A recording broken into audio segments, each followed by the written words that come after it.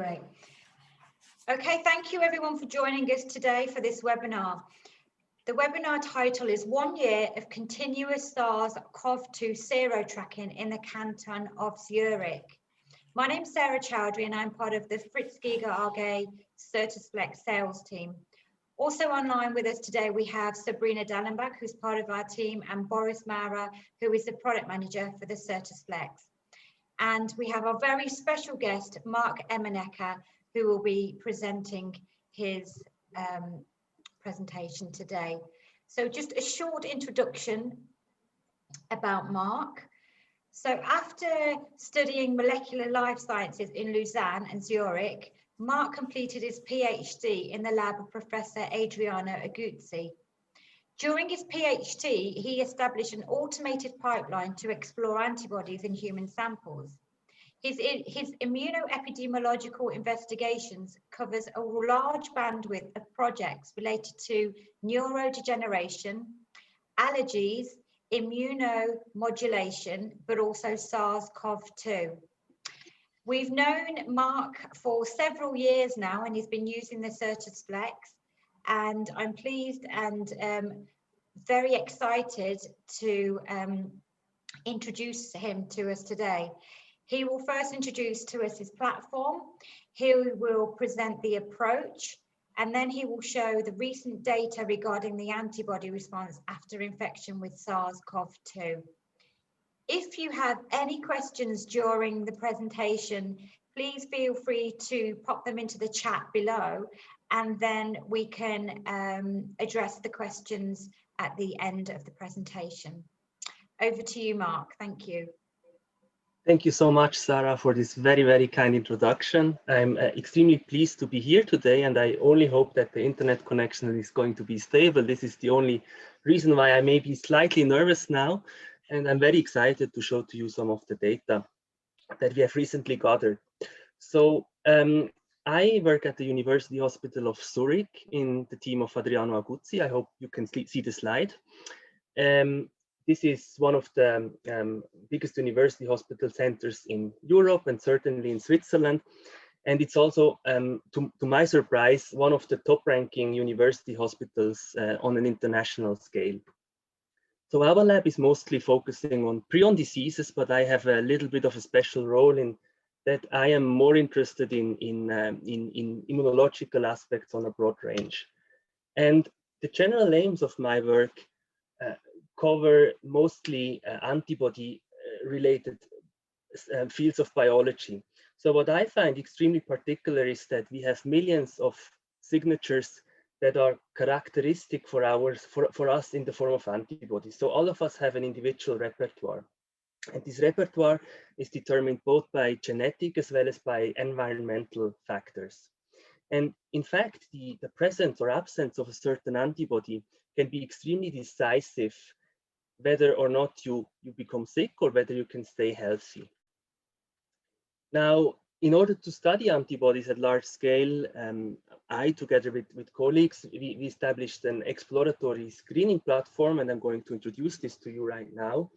So our platform basically makes use of an unselected hospital cohort.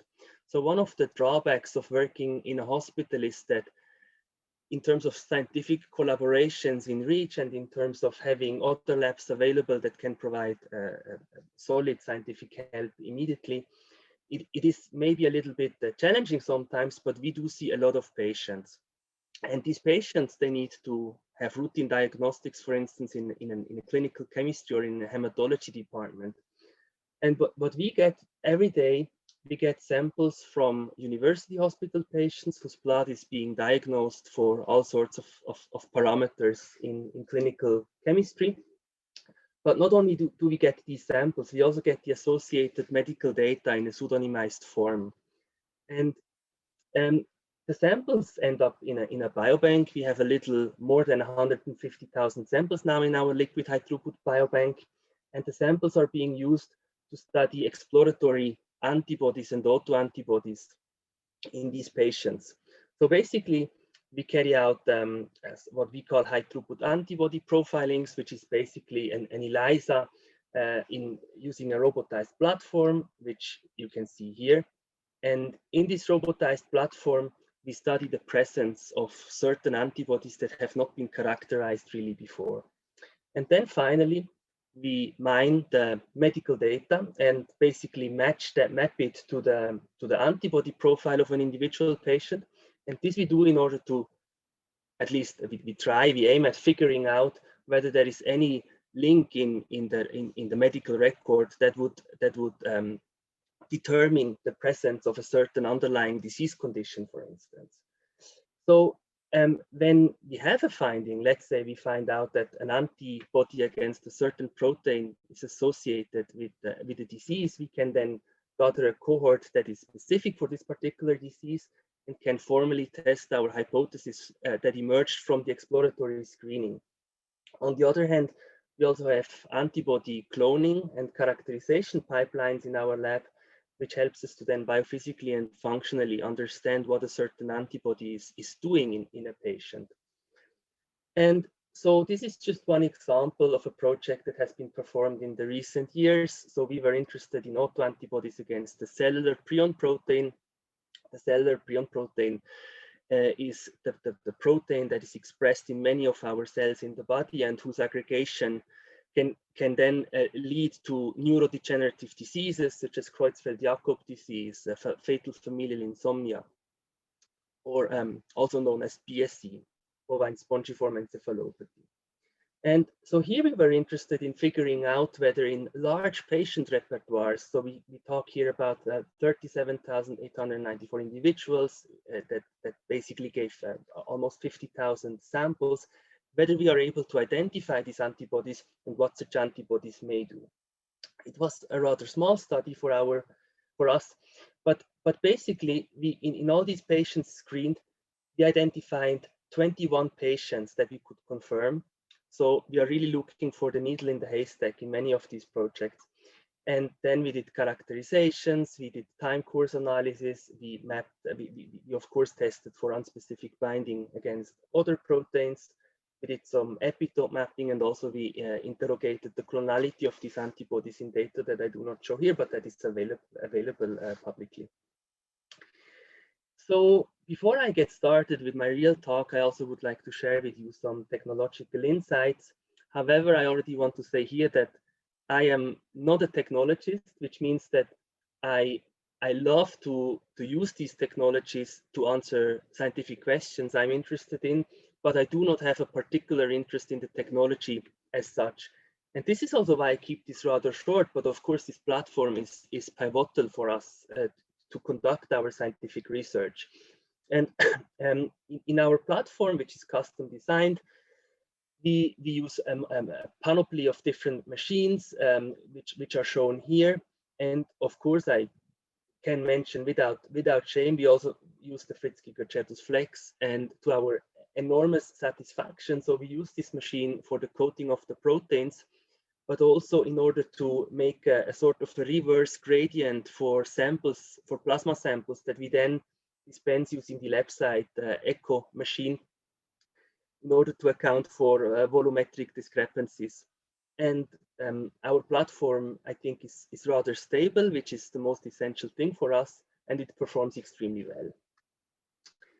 I also would like to mention that we are part of the Swiss Personalized Health platform, which is an initiative that was launched approximately 4 years ago and aims to drive precision and personalized medicine in Switzerland and beyond. And we are struggling with some really elementary things. So for instance, if we talk about some basic clinical parameters at our hospital in Zurich, it may easily be that the unit they use in Lausanne or Geneva are different from ours. And this is a small yet a remarkable hindrance in the harmonization of data so that research can be conducted in, for instance, multicentric studies in an easy way. Also, and this is the most important aspect of it, we try to make data accessible for a broader research community on secure servers that the hospitals agreed on using.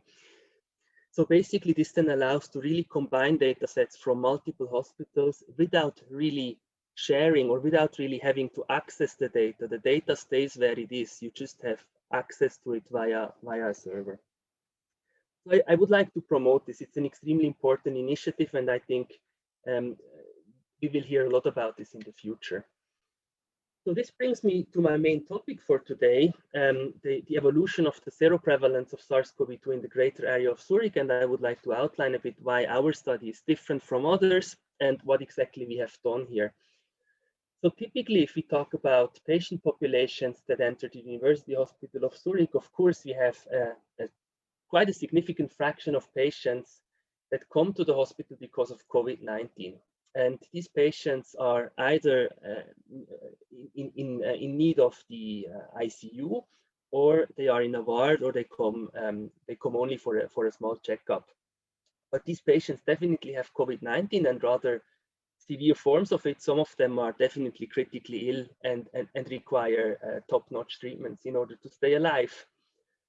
Other patients also had COVID-19, for instance, fever, but could stay at home. They didn't require hospitalization. They didn't require additional O2, for instance. Those are patients that come to the university hospital because of, for instance, migraine, or because they need a treatment in dermatology or in gynecology or obstetrics, you name it. Those are patients who had symptoms, who got tested, who probably even have a positive PCR result, but nonetheless did not require hospitalization because of this disease. And then there is a fraction of patients who didn't know that they were having SARS-CoV-2. They had the infection, but they were entirely asymptomatic or paucisymptomatic in a way that they wouldn't relate their symptoms to a SARS-CoV-2 infection. And those are some of the patients we are really, really interested in. Now, how can we figure out that these patients were asymptomatic? We make use of antibodies as markers of disease. So here, what do all of them have in common, in spite of having an enormous heterogeneity in clinical symptoms, absence of clinical symptoms? All of them have antibodies and developed antibodies against SARS-CoV-2 related proteins. And of course, these patients I depict down here, the patients who come to the hospital not because of SARS-CoV-2, but because of something else, but who had the disease as well, the fraction of these patients increases with the overall prevalence in the population. So this means that basically, if we conduct a study here and if we design it in an intelligent way, we may be able to infer the prevalence of SARS-CoV-2 in the population based on our hospital patients. But before I now go into the data, I would like to have some pre-acknowledgements. Several people have been crucial for the studies that I'm going to present now. I want to mention David Lampard, Raphael Chaka, and Julien Riou from 3 different teams who all helped me a lot with epidemiological analysis and modeling of data. And then, of course, these samples had to come from somewhere. And here the blood donation service of the canton of Zurich has been extremely collaborative and has helped us quite a bit in carrying all this out. Of course, I want to mention Adriano Aguzzi, who is my direct supervisor and the head of the institute, for all the discussions and for the work that we could do together. And last but definitely not least, the high-throughput screening team, who without whose help this could have never happened, and lots of collaborators. This is just part of the team who is involved in the high-throughput, and typically we have a lot of fun and try our very best to do work that satisfies the name excellence every day. So here quickly the outline of our project. As I mentioned, we talk about 2 cohorts. One is a cohort of university hospital patients, and the second one is a cohort of blood donors, and they are quite complementary. Here we talk about in total 52,000 samples, and here about 15,000 patients whose blood we subjected to our platform, to an ELISA, and we used the RBD, the NC, and the spike proteins, 3 proteins that are produced by the SARS-CoV virus. Our main research questions were the following. So first of all, we wanted to infer the prevalence of SARS-CoV-2 in the population of the canton of Zurich. In other words, we wanted to know how many people really contracted SARS-CoV-2. And this we didn't just want to do in discrete points of time, but we basically wanted to use continuous measurements in order to track the seroprevalence evolution over time. Then we also wanted to identify potential long-term consequences, so-called sequelae of SARS-CoV-2 infections, in particular in asymptomatic infections. You probably know that long COVID is becoming extremely popular. Many people got interested in it. I think most symptoms that are associated with long COVID are in fact symptoms that you typically have after a heavy viral infection, and that this is not really specific to SARS-CoV-2. You probably also have, many of us would also have this after a severe influenza infection or an Epstein-Barr infection, for instance. But of course, since this is a pandemic and so many people get infected, there are lots of people finally who really suffer from symptoms of long COVID. Now, in the first stages of our assay development, using our platform, we did these measurements against these three proteins independently. And an early question that popped up was, so here I show some RO curves, basically with the sensitivity of the assay on the y-axis and 1 minus specificity on the x-axis. And the perfect assay you can imagine is actually like this. So in the perfect world, we would have 100% specificity at 100% sensitivity. But this is hardly ever the case. So the question that we raised was, what if we combine the information that is contained in the three independent measurements against these three proteins and combine it? And can we increase the performance of our assay? And in order to do so, we then decided to employ a quadratic discriminant analysis, which is basically using the distributional information of all the three antigens. So maybe I should mention this quickly. We do a serial dilution of all the patient plasma that we get, and then we infer the inflection point of the binding curve, which we call minus log EC50. So basically the point at which half maximum saturation is reached. And if we take these points for all the three measurements for one single patient, we can look at it in three dimensions. And now imagine we take a bunch of positive controls, which we deem condition positives, and a plethora of negative controls, so pre-pandemic samples, the so-called condition negatives. They will cluster. For instance, the negatives will cluster down here and the positives will cluster up here. And then we use this quadratic discriminant analysis in the three-dimensional space, accounting for all the three different antibody measurements, and try to separate these clouds in the most reasonable way. And this then we map back onto our entire data set using exactly the parameters that we derived and calculate the base probability to be seropositive. So our test then basically gives you a score from 0 to 100%, meaning the probability that you have contracted SARS-CoV-2 in the past or to be seropositive. So that's exactly what we did. And of course, we needed to benchmark our assay. And that's when we used the commercially available assays from Roche, Diasorin, an early version of an assay that we co-developed together with the Oxford University, Abbott, and the Euroimmune assays. And we named our assay TRABI, which stands for Tripartite Autoimmune Blood Assay, Blood Immunoassay. And as you can see, our assay performed extremely well at early time points. So this is time points 8 to 13 days.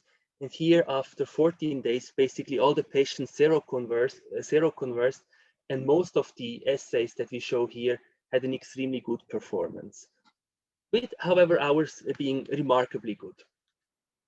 So that meant that we can apply our assay onto a large seroepidemiological study, which was really, really good news, and we could go right into the science.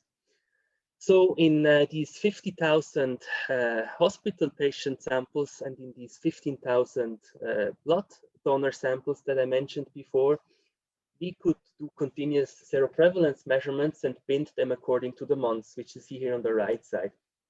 I should mention as a background that in the canton of Zurich, we were hit by an extremely mild first wave, which many people do not even consider a wave. But we saw a small increase in PCR positivity, basically exactly 1 year ago. And then Zurich was hit much, much harder by a second wave, which showed extremely resistant to flatten out.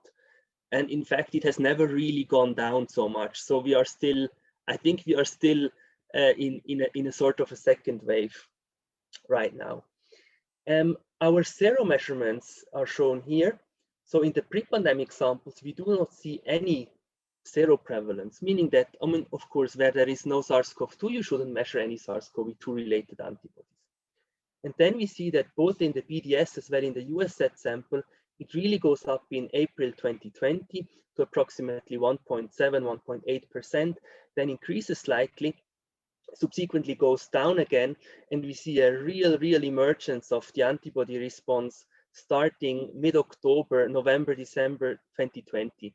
And we reach at around 6% for the university hospital cohort and around 4.5 to 5% for the blood donors. So the way I read this data is the following. I see two different things. First of all, the seroprevalence measurement measured here in a continuous manner, they show differences over time as expected. But what is extremely interesting is that we see a decline in seroprevalence after a peak in May, which is very consistent and which is congruent in both the BDS and the USZ sample. So what does this tell us? It tells us that we observe here waning of antibodies on the population scale. And in fact, the waning of antibodies, so the decrease in antibody titers over time, have now been confirmed a multitude of times in individual studies that were performed. So this is by now a rather well-documented fact, but on the population level, we were the first to show this to the world, according to our knowledge. But of course, this has an extremely important consequence. And the consequence is that if we want to really predict the true number of people infected in a certain area over time, we need to be able to account for antibody waning. And this we have done together with epidemiologists from the canton of Bern, with Christian Althaus and Julien Hugh. So here we use the modified SEIR model to basically, using other data and using a stable infection fatality rate of 0.5%, we can then model the true prevalence, or the so-called infection attack rate, or the cumulative incidence, which you show here in the dashed line. So using our data, we do a direct model fit, and we basically come to approximately 12.5% of the canton Zurich having practiced SARS-CoV-2 in the past, which is quite remarkable. It also means we underestimate the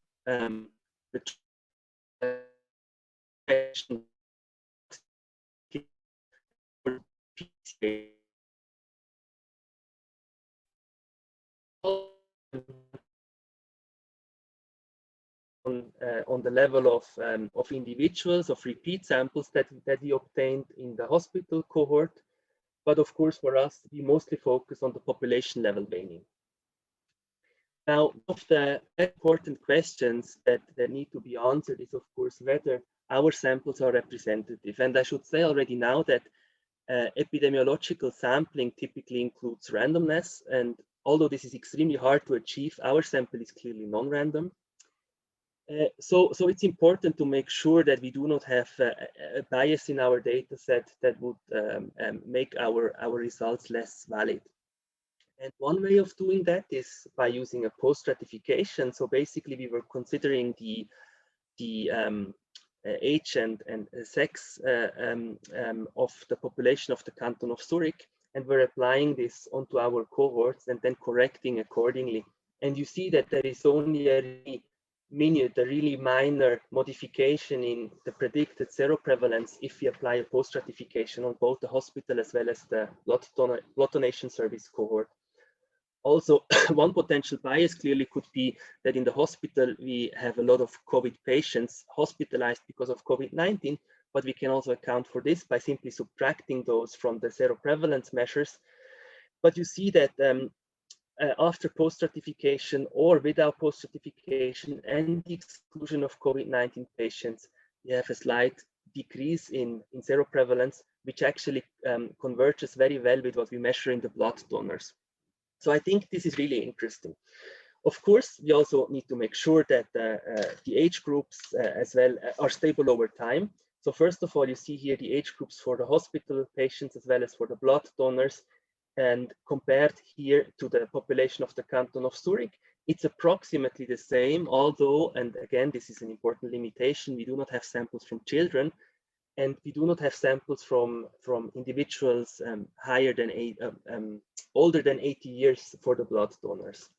The sampling was rather stable over time, with a small increase in young people towards the end of the study for the blood donors, and the male-female ratio was more or less stable, which is also an important criterion. Also, a potential bias you could easily conceive would be that the clinics or the distribution of clinics giving the samples may drastically change over time, but we have absolutely zero hint that this was the case. So most samples we basically received from neurology or from medical oncology and hematology, and you see a small increase here compared to the pre-pandemic samples, and this is because earlier we used to have oncology and hematology as two separate clinics, but they now fused, which is why there is all of a sudden more patients in this combined institute. Also, we were extremely interested in then finding out more about the spatial temporal evolution in hospital patients, and to this end we used the zip codes of our hospital patients, of course, in a fully pseudonymized way, so that there is no chance of identifying things we shouldn't identify. And up here in A and B, you see the number of samples that we have received from different municipalities in the canton of Zurich. So here you see the city of Zurich, and of course the city of Zurich provided most of the samples, which is to be expected because the population density is highest there.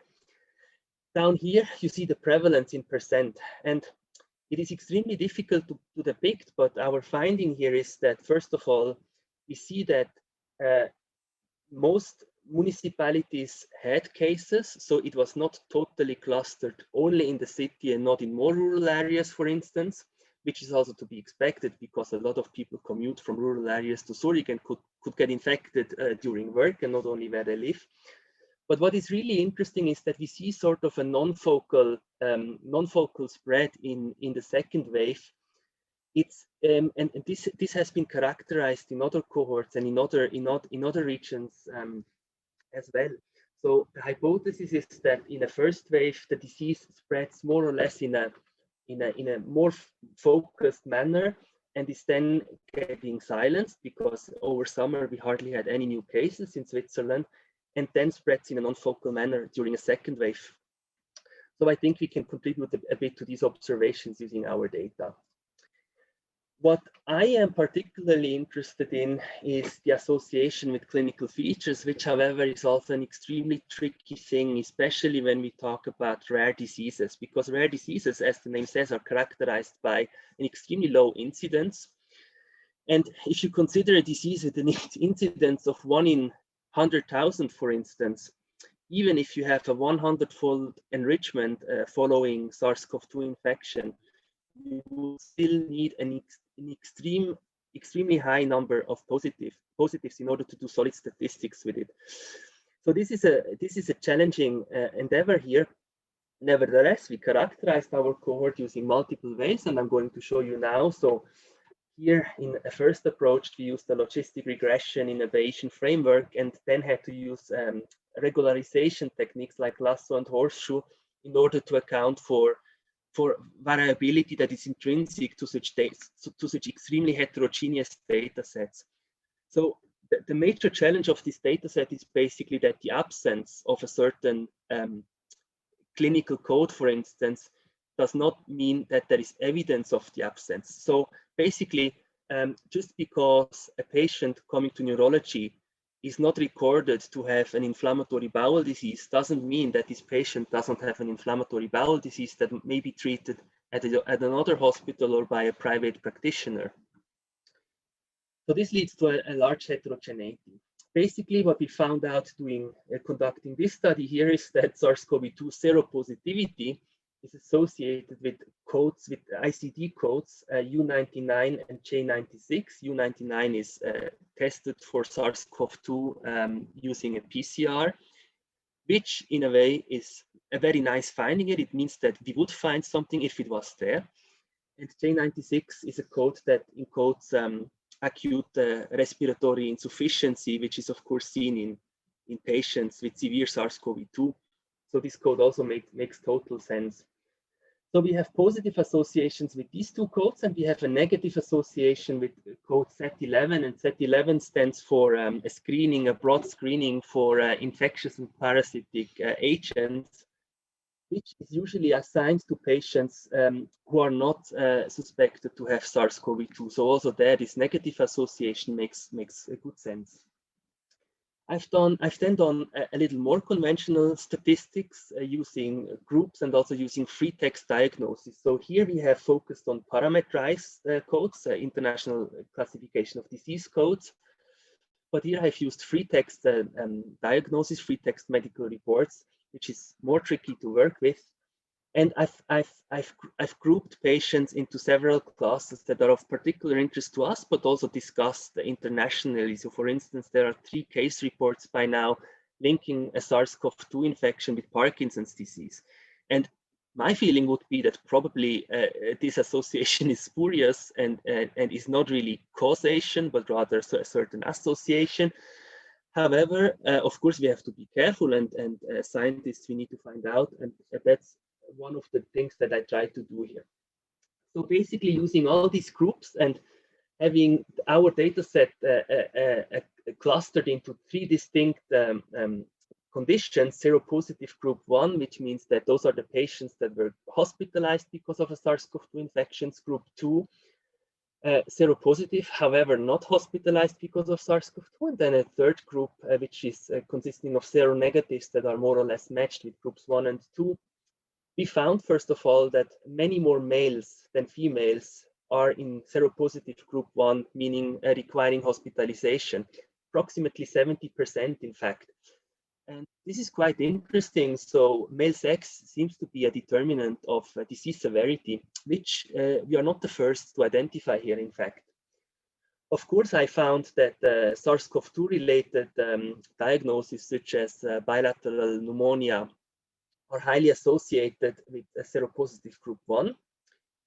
And I've also found that hypertensive diseases, so mostly arterial hypertension, are also associated with a more drastic disease course. However, we haven't found any significant differences in any of the other diseases or disease groups listed here. We have looked at the data in multiple ways. We have done topological analysis and then run an M-code in order to find topological discrepancies. So basically here we use the entire data that is linked to each other, connected to each other. So disease codes connected to demographic features like age, like sex of the patients, without using real statistics. And then we looked at the topology between the seropositives and the seronegatives, and we do not find any topological discrepancy between the two, meaning that the network representation is largely the same, which is also interesting. It's basically a negative finding, but it means that there is no overall disease class that would be highly associated with SARS-CoV-2 patients. And I also carried out dimensionality reduction. So we used approximately 500 dimensions and reduced these dimensions into 2-dimensional space by keeping most of the variability that is contained in a data set. And again, we aim to figure out whether there is any different clustering between seropositive and seronegative patients. If we found something like this, then we could look into the individual patients and could find out, okay, so what is different with them? What is really special about them? But again, using a multitude here of different UMAP methodologies, which I combined with the principal component analysis, which is more or less the conventional way of doing it, using both binary as well as Euclidean classifiers. I didn't see any real difference popping up here, which tells me that at least based on the data set that we avail of, we do not see gross differences between seropositive and seronegative patients regarding potential diseases. So I should say that at the moment I'm working out a questionnaire to complete our study. We aim to recontact SARS-CoV-2 seropositive and matched seronegative patients, and we would like to subject them to a questionnaire to have more parameterized data in the end and to pick up potential sequelae of a SARS-CoV-2 infection, which is of high medical relevance, of course. As a part of our study, which is a little bit special, I would say, because typically the large epidemiological studies, they use a commercially available assay and then they do the assay and a lot of brilliant and beautiful follow-up. But a little bit opposed to that, we did a rather rigorous molecular characterization of many of these things. We also used many of our patients that we identified to be positive and subjected them to additional experimentations. Here you see a so-called competitive ELISA, where we incubate the samples prior to giving them to our real assay with the soluble antigen. And this allows us to figure out more specifically how our assay performs and whether this is sort of a genuine reactivity that we observe. And this was extremely important, especially in particular at the beginning of when establishing the assay. We also measured IgA and included some other SARS-CoV-2 proteins like the non-structural protein 1, NSP1, but also cytomegalovirus and some control proteins. What I think is really very interesting is here in A, if we take pre-pandemic samples and simply look at the titers, or what we call -log EC50, you see that we have some pre-pandemic samples with really high titers against the individual antigens, against the spike, the RBD, or the nucleocapsid protein. But if you look at the probability to be seropositive, you see that most of them, with the exception of maybe patient 6 here, pre-pandemic 6, they have an extremely low probability. And this is another explanation of what we do. We combine these measurements, and by combining the measurements, we have an extreme gain in predictive power. So although they have high reactivity against single antigens, they score very poorly in our tripartite assay because the single reactivity is not matched with reactivity against other proteins. So this increases the confidence for us to really say that we are also able to measure in a very low prevalence area, such as Zurich has been during the first wave. We also did Western blotting for a more molecular characterization, and we have used some other technologies like microfluidic diffusional sizing, which I'm going to introduce right in a minute. So this brings me to the first conclusions. I think serological assays are extremely powerful tools. We monitored the seroprevalence of 2 cohorts over an entire year, which I think is rather unique. We identified waning on the level of population. A large-scale serology allows to determine past infections, even in individuals who were asymptomatic, and this allows us to do correlation analysis between seropositivity and disease. Now, in terms of relevance, I think to steer a boat through shallow waters, the captain usually needs a map or needs to know the topology very well. And unfortunately, this advice is not always followed, but to steer through a pandemic, we need actually granular epidemiological knowledge. And I think solid scientific investigations contribute to this. Then, in terms of further relevance, we also are really interested in the long-term consequences of SARS-CoV-2, also those that may be below the radar of other investigations. And we will, of course, follow up also now. So we continue this sero monitoring. And of course, for us, our motivation is to track the overall amount of immunity within our populations, also now that the vaccinations have come out and have started on a larger scale, in order, I think, to give really important information on how it looks on the general population. So here I quickly want to use about the further use of our platform, because our assays have actually mounted in lots of different studies that were conducted or are still ongoing. So one thing that I would like to mention here is that we were talking a little bit about antibodies and that we measure them in an ELISA. And ELISA is an enormously sensitive technique and extremely suitable, amenable for high throughput experimentation. What is not possible with ELISA is to distinguish 2 of the very, very crucial parameters of an immune response, which is the concentration of a certain antibody and its affinity, so its binding strength to the antigen. And if we talk about affinity measurements, typically we talk about surface plasmon resonance or SPR, which are conventionally performed on a biocore. Now, biocore is extremely poor when it comes to the measurement of affinities in heterogeneous solutions, such as in plasma or serum. But for this, we were pooling together with the lab of Thomas Knowles in Cambridge, who developed actually a machine which is now commercialized, which allows us to measure affinities and concentrations in serum samples of patients. And this resulted in a manuscript that's already on medRxiv, and we are now resubmitting after having done the revisions. And basically here, how this works is the following. So imagine we take a fluorescently labeled RBD protein, and we spike it into different dilutions of human serum, and then we run this through a microfluidics channel. And now one of the key components of this is that diffusion happens as a function of the size of a particle. So a small particle has a much higher diffusion rate than a large particle. A large particle is a particle, for instance, an antibody that is bound to a labeled antigen. So here we can distinguish between bound and non-bound fractions, and in a slightly more sophisticated way, we can thereby infer affinities and concentrations in heterogeneous solutions. And this is what we did, and I would like to focus here on panel B. What you see here in hospitalized as well as non-hospitalized patients, of course, in a probably very polyclonal immune response, you see here the KDs, or the affinity, and the antibody concentrations.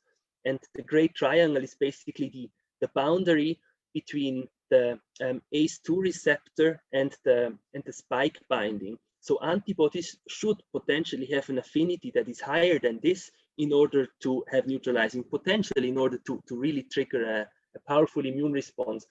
And you see that in all the patients, hospitalized or non-hospitalized, that we investigated here, the affinity is higher than the threshold value required, but we see a large heterogeneity, with some of the patients having affinities of 10 to the power minus 11 molar, others approximately 10 to the power minus 9. And we also see a large discrepancy in concentrations. And what is really interesting, at the very early time point of the immune response, we see a large increase in concentrations, which is shown here in E, but not in affinities. So one of the questions I am totally interested in right now is whether after an immune boost, after a second jab, second vaccination, for instance, whether affinity maturation really kicks in and increases further increases the affinity of these antibodies. So those are the questions that hopefully we can tackle in the near future. Also, what we have done, and I'm going to be very short on this, we have done inhibition assays. So basically, we could try to use a soluble labeled ACE2 receptor, and then see whether we can inhibit the immune response. And we mapped this to classical plaque-based neutralization, cell neutralization assays using virus. And we see quite a good correlation for these assays. So this technology also allows you to investigate or to get a surrogate marker of neutralization. Of course, the RBD antibodies are a key player in this.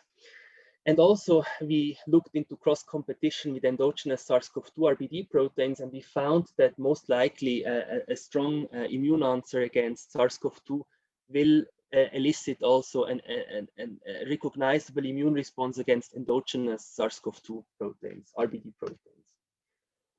Our technology has been used in multiple other studies. For instance, we also were interested in looking into systemic versus local, more IgA-driven immune responses. We are currently working together with Akiko Iwasaki from Yale in order to do the titer determination in this very famous, for SARS-CoV-2, very famous Yale cohort. And one study that I'm particularly fond of, in our hospital, we sampled in ICU patients basically every 5th day. And we have now time courses over more than 150 days in urine samples, in plasma, as well as in tracheobronchial secretion.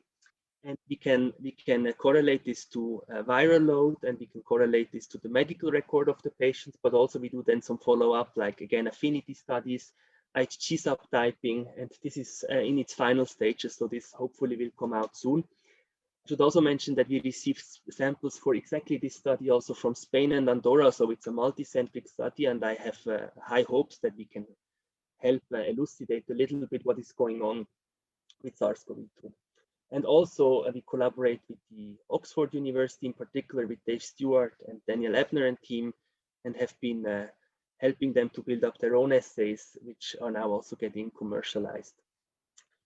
This brings me to the acknowledgements. First of all, I would like to thank my boss, Adriana Guzzi, for allowing me to work on this fantastic project, which fills me with joy every day.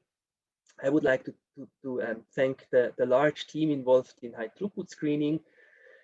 Those people I've mentioned before, they have been extremely important for the SARS-CoV-2 seroepidemiological study. I would like to thank a lot of collaborators, institutions, and most of all, everybody who attended this seminar and deemed it hopefully a little bit interesting. And the part I'm always looking most forward to is the question and answers. And I hope there will be some questions, and I hope there will be some answers. Thanks for your attention. Thank you so much, Marc. That was a very thorough, detailed presentation you gave there. Marc, a lot of the questions that did come up during the presentation, I've actually been getting thumbs up and hands up to say that you've answered it as you've been going along. So that's been brilliant. We had yeah, we had some questions about, let me just check here. We had something about neutralizing antibodies, which you covered. We also had some other questions about the data, and they were asking more questions, and then you covered it in another slide. So that's brilliant. We've got one question. I think you also covered this, but will you continue your investigation? And can you feel a third wave coming?